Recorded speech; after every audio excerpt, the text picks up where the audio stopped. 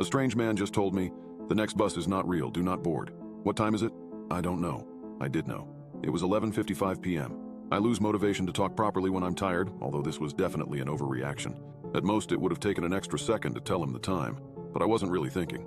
I just wanted to get home, ignoring all social interactions. I didn't even look up to see this man's face. He left without saying anything, limping as he walked, leaving me alone at the bus stop, waiting for the final departure of the night. A single minute past midnight was the usual time on the schedule, although it's almost always late, despite only ever having a few passengers at most. My late shift at work had me used to these empty hours of the night. This specific part of town lacked nightlife entertainment, leaving little reason to be out after dark. The shops were long closed, waiting for the bustling environment of the next morning. Until then, they remained silent. Some had their lights on all night long, spilling echoes of life into an otherwise inactive street.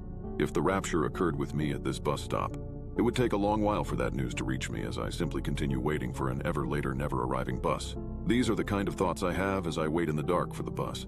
The occasional breaks in these thoughts are often caused by me checking the digital sign above me, displaying an estimated time for all upcoming departures, expecting to see 5 minutes or perhaps a more delayed 10 minutes. I hadn't planned on having to read a whole sentence. So as I finished checking the sign, only then did my mind realize that it had not even seen a number. I had checked the sign but did not comprehend the content. My double take showed me what I had missed. The next bus is not real. Do not board.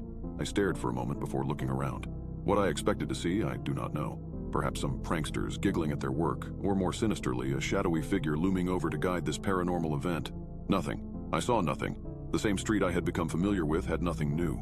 It remained empty, with me as its only sign of life. So I waited. It was 11:59 p.m. by this point, so only 2 more minutes remained. On time for what may have been the first time ever, the bus arrived. A single minute past midnight, and here it was, pulling around the corner, approaching the stop.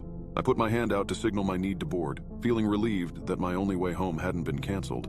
As the bus approached, I noticed the dark interior. The headlights were on, but the lights inside were all off.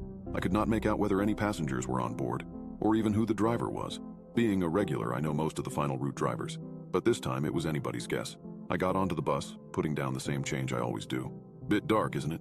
Nobody replied as the doors closed behind me and the bus continued its way forward. I smiled awkwardly, despite knowing that the driver could not see me, and found a seat. I never found out whether there